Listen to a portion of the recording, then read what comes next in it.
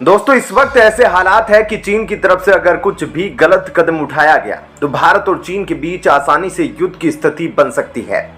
चीन चाहता है कि भारत इस वक्त कितना ताकतवर है, लेकिन भारत भी अपनी तरफ से चीन को अक्सर सावधान करता रहता है और ऐसा ही कुछ हुआ सिंगापुर में शंघाई लॉ डायलॉग में, क्योंकि इस दौरान भारत के डिप्टी एनएसए ने चीन को इनडायरेक्टली, ऐसे में भारत ने सीधे चीन को चेतावनी देकर सभी को चौंका दिया। अब आपको इस खबर के बारे में थोड़ा डिटेल में बताते हैं कि भारत की तरफ से आखिर क्या कुछ चीन को कहा गया है। दरअसल दोस्तों शंघाई डायलॉग के दौरान चाइना के डिफेंस मिनिस्टर भी वहां पर मौजूद थे और उस दौरान विक्रम मिस्री ने भारत की तरफ से चीन को चेतावनी दी और कहा कि ओशियन मेरीटाइम में सिंगापुर बहुत ही ज्यादा इंपॉर्टेंट रोल रखता है और उसी देश में दुनिया का सबसे बिजिएस्ट पोर्ट है, जिसके जरिए हमारी नेवी के कई सारे लॉजिस्टिक का कम्युनिकेशन चलता रहता है। पिछले कुछ समय में इंडो पैसिफिक रीजन काफी ज्यादा चर्चा में रहा है। इसकी वजह से इंडो पैसिफिक रीजन में सबसे ज्यादा इंपोर्ट एक्सपोर्ट का ट्रेड रूट और बहुत से देशों के पोर्ट्स का होना, इन्हीं वजह से कई सारे चेक पॉइंट यहाँ पर मौजूद है और भारत के इंडियन ओशियन में घुसने के लिए चीन को इन्हीं चेक पोस्ट के जरिए एंटर करना पड़ेगा, वरना चीन भारत के इंडियन ओशियन के अंदर नहीं आ सकता। इन सभी चेक पॉइंट के ऊपर भारत की नेवी का सख्त पहरा रहता है।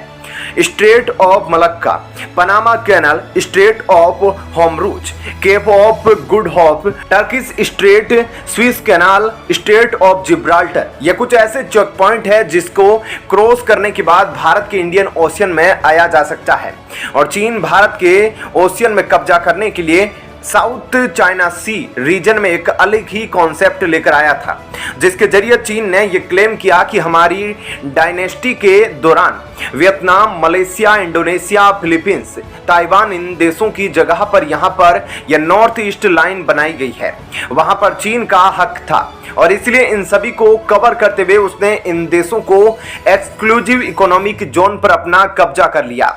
ऐसे में उसका इस तरह से कब्जा करना एक क्लोज एग्रीमेंट का साफ साफ उल्लंघन करना है।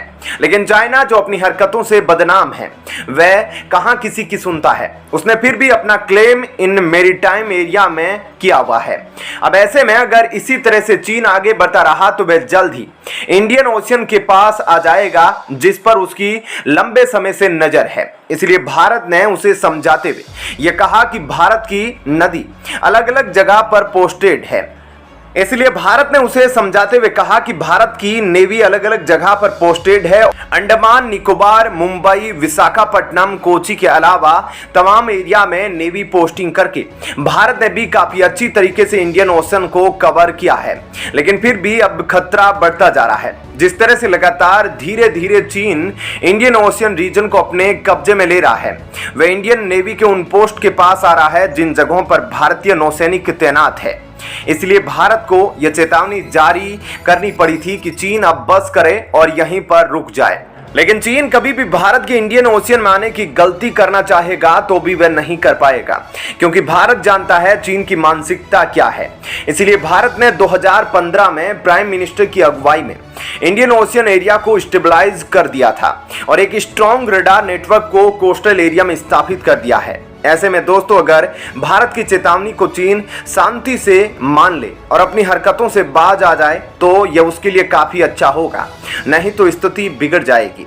लेकिन साथ ही चाइना की नेवी का जो हाल भारत बाकी 18 देशों के साथ मिलकर करेगा, वह शायद चीन ने कभी सपने में भी नहीं सोचा होगा। तो ऐसे में दोस्तों भारत की इस चेतावनी के बारे में आपकी क्या राय है, हमें कमेंट करके जरूर बताएं। और अब आपको बताते हैं ऐसी ही एक और बड़ी खबर।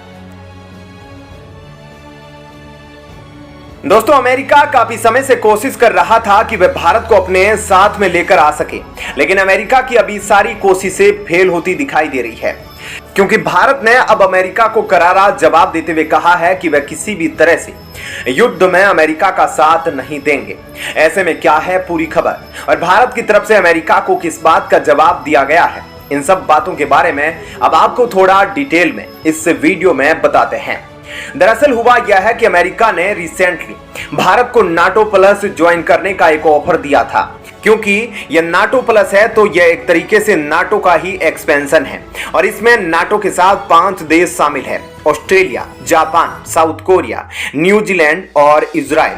और देखा जाए तो ये सभी देश अमेरिका को ही फॉलो करते हैं और अमेरिका की तरफ से इनको जो इंस्ट्रक्शन मिलती है यह उसके हिसाब से ही काम करते हैं।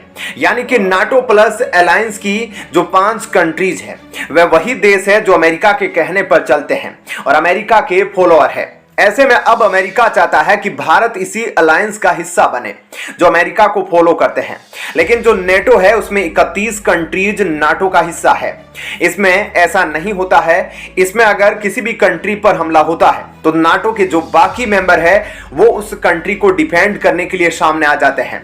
लेकिन जो नाटो प्लस मेंबर है उनमें से किसी एक के ऊपर भी हमला होता है तो जो नाटो कंट्री है वह उनके डिफेंस में कभी नहीं आएगी। ऐसे में आप सोच रहे होंगे कि नाटो प्लस का मेंबर बनने से भारत को क्या फायदा। बता दें कि जो नाटो प्लस के मेंबर है उनके साथ नाटो के देश इंटरनेशनल गैदरिंग शेयर करते हैं। यानी कि नेटो देशों का जो इंटेलिजेंस एजेंसी है उनको कुछ भी खुफिया जानकारी मिलती है तो वह उसे नाटो प्लस मेंबर के साथ भी शेयर करते हैं। इसके साथ ही नेटो मेंबर अपनी काफी सारी क्रिटिकल टेक्नोलॉजी या क्रिटिकल डिफेंस वेपन्स को भी नेटो प्लस मेंबर के साथ शेयर करते हैं। इसके अलावा मिलिट्री एक्सरसाइज और ड्रिल भी साथ में की जाती है। अब अमेरिका चाहता है कि भारत नाटो प्लस को ज्वाइन कर ले। ऐसे में भारत को इससे फायदा होगा, जैसे कि इंटरनेशनल गैदरिंग में भारत हिस्सा ले पाएगा और साथ ही कुछ डिफेंस और क्रिटिकल वेपन्स भी भारत को मिलेंगे। इसके अलावा भारत और अमेरिका काफी क्लोज भी आएंगे। लेकिन अब इस पर भारत की तरफ से भी स्टेटमेंट आ गया है जिससे साफ हो जाता है कि भारत क्या चाहता है। और यह भारत के deputy national security advisor Vikram Misri की तरफ से आई है और उन्होंने किसी भी मिलिट्री अलायंस को ज्वाइन करने के बारे में अपनी स्टेटमेंट दी है और साफ साफ कहा है कि भारत किसी भी तरह की मिलिट्री अलायंस का हिस्सा बनने में विश्वास नहीं रखता। हालांकि हम डिफेंस और मिलिट्री के फील्ड में कई सारे देशों के पार्टनर जरूर है। आपको बता दें कि भारत किसी भी तरह की मिलिट्री अलायंस का हिस्सा बिल्कुल नहीं है और जिसमें भारत हिस्सा भी है उसमें वह अपने आप को दूसरे देशों के बराबर का मेंबर मानता है।